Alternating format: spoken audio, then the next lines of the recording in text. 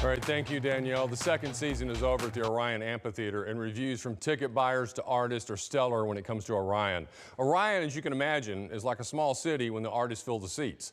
And Alex Craig, the general manager, he's the guy that's got to make it run smoothly.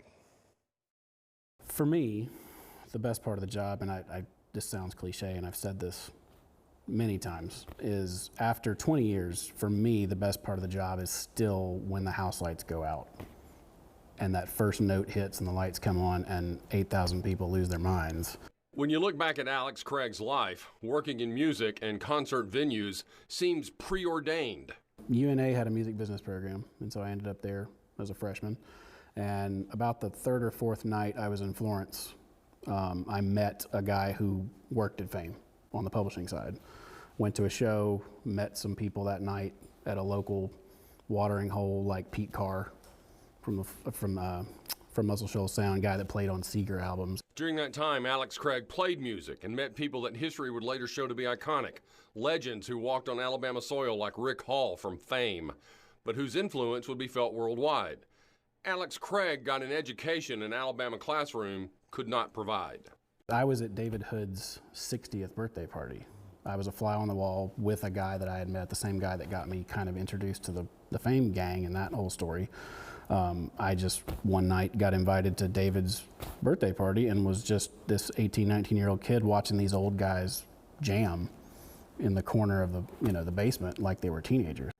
And all that would lead him to the Orion Amphitheater GM office. I think the musician part of it was necessary. I don't think I would have gotten here had it not been for that, because it taught me a lot of the ground level stuff, and it taught me a different perspective. You know, there's a lot of people that are in this business that are great at their job. And people being great is crucial in a job that can be all-consuming. It can be. It can be at times. I mean, some of it's artist related, some of it's venue related, operational. You've got facilities, box office, marketing, back of house operations. So it can be all consuming, but it's usually fun. And even though this season is over, there is still work to do on the venue. An old boss of mine had a saying, it's really easy to build a nice building. The hard part is keeping it nice, which is true. There is around-the-clock maintenance, especially with an outdoor venue. Mother Nature does what she does 24 hours a day.